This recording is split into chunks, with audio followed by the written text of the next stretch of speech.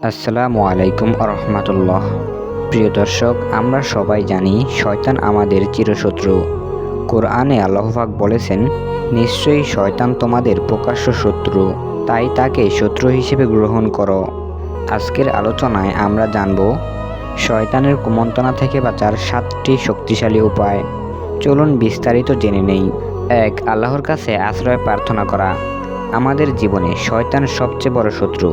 সে আমাদের নামাজ থেকে দূরে সরাতে চায়, খারাপ কাজে টেনে নিতে চায় এবং ভালো কাজ করতে গেলে শয়তান আমাদের বিভিন্নভাবে ধোঁকা দেয়। যেমন নামাজে মনোযোগ হারিয়ে যাওয়া, খারাপ চিন্তা আসা, হঠাৎ অলসতা চলে আসা, গুনাহের প্রতি আকর্ষণ জন্মানো। আল্লাহ পাক কোরআনে স্পষ্টভাবে বলেছেন, আর যদি শয়তান তোমাকে কুমন্ত্রণা দেয়, তবে তুমি আল্লাহর কাছে আশ্রয় প্রার্থনা করো। যখন খারাপ চিন্তা মাথায় আসে, সাথে সাথে পড়তে হবে আউযু বিল্লাহি মিনাশ শাইতানির রাজিম। এর অর্থ, আমি অভিশপ্ত শয়তানের হাত থেকে আল্লাহর কাছে আশ্রয় প্রার্থনা করছি। ধরুন আপনি নামাজে দাঁড়িয়েছেন, হঠাৎ মনে হলো আজকের ব্যবসায় লাভ কত হবে, অথবা নামাজের পর আপনি কি কাজ করবেন সেটা নামাজের মধ্যেই নির্ধারিত করে ফেলেন, অথবা যে কোনো আজে বাজে অপ্রয়োজনীয় চিন্তা চলে আসে নামাজের মধ্যে। এই চিন্তাগুলোই আসলে শয়তানের কুমন্ত্রণা। আজে বাজে চিন্তা আসলে আপনি যদি সাথে সাথে পড়েন আউযু বিল্লাহি মিনাশ শাইতানির রাজিম, তাহলে আল্লাহর রহমতে সেই খারাপ চিন্তা চলে যাবে। 2. নিয়মিত নামাজ আদায় করা। শয়তান আমাদেরকে নামাজ থেকে দূরে সরিয়ে রাখতে চায়, কারণ নামাজ হচ্ছে মুমিনের জন্য শক্তিশালী অস্ত্র। নামাজের মাধ্যমে একজন মুসলিম সরাসরি আল্লাহর সাথে সংযোগ স্থাপন করেন। শয়তান জানে কোনো মানুষ যদি 5 ওয়াক্ত নামাজ আদায় করে, তাহলে তাকে পাপের দিকে টেনে আনা অনেক কঠিন হয়ে যায়। আল্লাহ তাআলা কোরআনে বলেছেন, নিশ্চয়ই নামাজ অশ্লীলতা ও মন্দ কাজ থেকে বিরত রাখে। যে ব্যক্তি নামাজ আদায় করে, আল্লাহ তার অন্তরে এমন শক্তি দান করেন যা তাকে গুনাহ ও অন্যায় থেকে বিরত রাখে। নিয়মিত নামাজ পড়ার কিছু উপকারিতা। 1. নামাজ পড়লে অন্তর হালকা হয়ে যায়। 2. নিয়মিত নামাজ মানুষকে খারাপ কাজ থেকে দূরে রাখে। 3. যে ব্যক্তি সময় মতো নামাজ পড়ে তার থেকে শয়তান দূরে থাকে। 4. নামাজ মানুষের জীবনে সুখ ও বরকত নিয়ে আসে।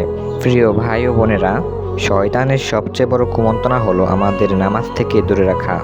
আমরা যদি নিয়মিত নামাজ আদায় করতে পারি, সময় মতো নামাজ পড়ার অভ্যাস করি, তাহলে শয়তানের অনেক ওয়াসওয়াসা থেকে আমরা মুক্ত থাকতে পারবো। 3. কোরআন তেলাওয়াত করা এবং শোনা। শয়তান সবসময় চেষ্টা করে আমাদের খারাপ চিন্তাভাবনায় ডুবে রাখতে, গুনাহের কাজ করাতে। কিন্তু কোরআন এমন এক কিতাব যা শয়তানের সমস্ত কুমন্ত্রণা দূর করতে সক্ষম। আল্লাহ তাআলা কোরআনে বলেন, নিশ্চয়ই আমি কোরআনকে এমনভাবে অবতীর্ণ করেছি, তাই তোমরা কোরআন পড়ো এবং কোরআনকে মানো। কোরআন কেন শয়তানকে দুর্বল করে? কোরআন যেখানে থাকে সেখানে শয়তান আসতে পারে না। যেখানে কোরআন তেলাওয়াত করা হয় সেখানে শয়তান আসে না।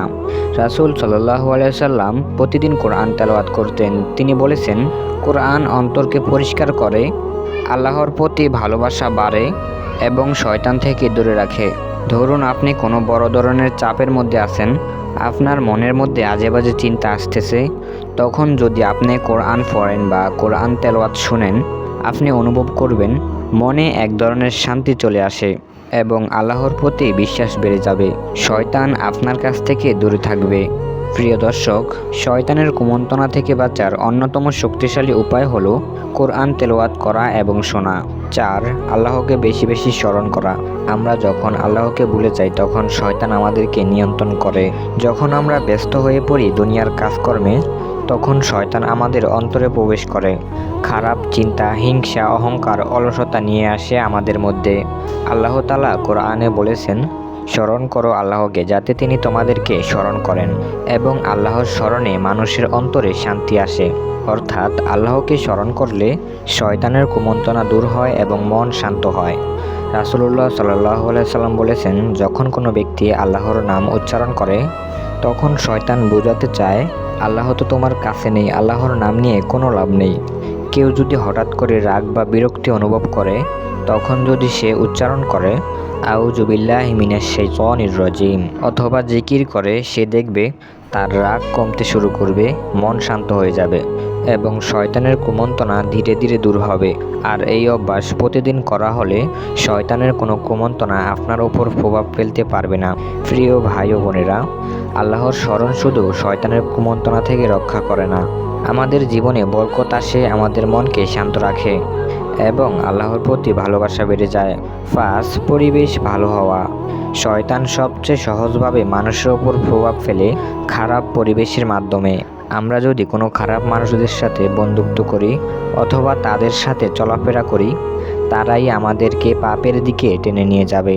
আল্লাহ তাআলা বলেছেন, যে তোমাদেরকে বিভ্রান্তের পথে নিয়ে যায় তাকে তোমরা বন্ধু হিসেবে গ্রহণ করবে না। সূরা আন-নিসা আয়াত 69। ধরা যাক একজন ছাত্র যদি খারাপ বন্ধুদের সাথে সময় কাটায় যারা গুজব, মিথ্যে বা অনৈতিক কাজের সাথে যুক্ত, তাহলে ওই ছেলেটাকে ধোঁকা দেওয়া শয়তানের খুব সহজ হবে।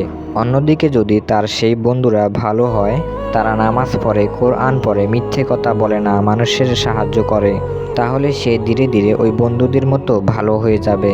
প্রিয় ভাই ও বোনেরা, শয়তান আমাদেরকে খারাপ পথে নেওয়ার জন্য আমাদের পরিবেশকে ব্যবহার করে থাকে। তাই আপনার জীবনে এমন কোনো বন্ধু রাখবেন না যে বন্ধু আপনাকে জাহান্নামের দিকে নিয়ে যাবে। 6. দোয়া ও ইস্তেগফার করা। শয়তান সবসময় চেষ্টা করে মানুষকে হতাশ করতে, অলসতা ও পাপের দিকে টেনে নিয়ে যেতে, কিন্তু দোয়া ও ইস্তেগফার আমাদেরকে শয়তানের হাত থেকে রক্ষা করবে। দোয়া হলো সরাসরি আল্লাহর সাথে যুক্ত হওয়া। যখন আমরা দোয়া করি আমাদের অন্তরের অবস্থা প্রকাশ হয়, আল্লাহ তখন আমাদের চাওয়া পাওয়া পূরণ করেন। আল্লাহ তাআলা বলেছেন, যে ব্যক্তি আমার কাছে দোয়া করবে আমি তার দোয়া কবুল করব। যে ব্যক্তি আমাকে স্মরণ করবে আমি তাকে স্মরণ করব। যে ব্যক্তি আমার কাছে সাহায্য চাইবে আমি তাকে সাহায্য করব। সূরা বাকারা আয়াত 186। রাসূলুল্লাহ সাল্লাল্লাহু আলাইহি সাল্লাম বলেন, যে ব্যক্তি প্রতিদিন ইস্তেগফার করে আল্লাহ তাকে ক্ষমা করে দেন এবং শয়তানের কুমন্ত্রণা থেকে দূরে রাখেন। অর্থাৎ প্রতিদিন আল্লাহর কাছে ক্ষমা চাওয়া আমাদের অন্তর পরিষ্কার করে এবং শয়তানের কুমন্ত্রণা দূর করে। দোয়া ও ইস্তেগফার হলো শয়তানের কুমন্ত্রণা থেকে বাঁচার সবচেয়ে কার্যকরী উপায়।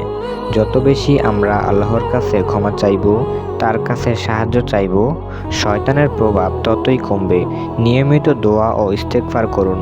কেন আমাদের ইস্তেগফার ও দোয়া কবুল হয় না এবং আমরা কিভাবে সঠিক নিয়মে আল্লাহর কাছে দোয়া চাইতে পারি, এই ভিডিওটি দেখতে চাইলে ডেসক্রিপশন বক্সে লিংক দিয়ে রাখবো। 7. ধৈর্য ও তাকওয়া অবলম্বন করা। শয়তানের সবচেয়ে বড় কৌশল হলো আমাদের ধৈর্য হারানো। যখন আমরা কোনো বিপদ আপদের সম্মুখীন হই তখন শয়তান আমাদের মনে ভয় ও হতাশা নিয়ে আসে। সে চায় আমরা আল্লাহর পথে ধৈর্য হারাই এবং খুব সহজেই পাপের দিকে চলে যাই। কিন্তু যারা ধৈর্য ধরে, তাকওয়া অবলম্বন করে, আল্লাহ তাদের পথকে সোজা করে দেন এবং বিপদ আপদ থেকে রক্ষা করেন।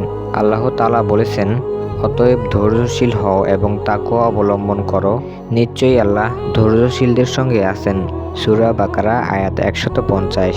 ধৈর্য ও তাকওয়া হলো শয়তানের সবচেয়ে বড় বাধা। যত বেশি ধৈর্য ধরে আমরা আল্লাহর পথে চলব, শয়তান তত দুর্বল হবে। প্রিয় ভাই ও বোনেরা, আজ আমরা শিখলাম শয়তানের কুমন্ত্রণা থেকে বাঁচার 7টি শক্তিশালী উপায়। 1. আল্লাহর কাছে আশ্রয় প্রার্থনা করা। 2. নিয়মিত নামাজ আদায় করা। 3. কোরআন তিলাওয়াত করা ও শোনা। 4. আল্লাহকে বেশি বেশি স্মরণ করা। 5. ভালো বন্ধু ও পরিবেশ বেছে নেওয়া।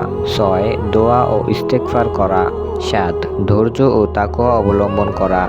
প্রিয় দর্শক, শয়তান আমাদের সব সময় খারাপ পথে নিয়ে যাওয়ার চেষ্টা করে। সে আমাদের সব সময় খারাপ চিন্তা ভাবনায় ডুবিয়ে রাখার চেষ্টা করে, কিন্তু আমরা যদি আল্লাহর ওপর ভরসা করি তাহলে শয়তান কখনো আমাদেরকে প্রভাবিত করতে পারবে না।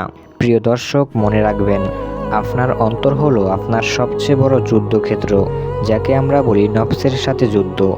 শয়তান চায় আপনাকে দুর্বল ও হতাশ করতে এবং শয়তান আপনাকে গুনাহের কাজ করার সুযোগ করে দেয়।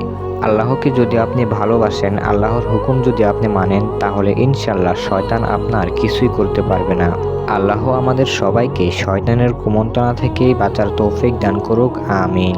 ভিডিওটি আপনার উপকারে আসলে একটি লাইক দিবেন, চ্যানেলটি সাবস্ক্রাইব করে রাখবেন এরকম নতুন নতুন ইসলামিক কন্টেন্ট পেতে।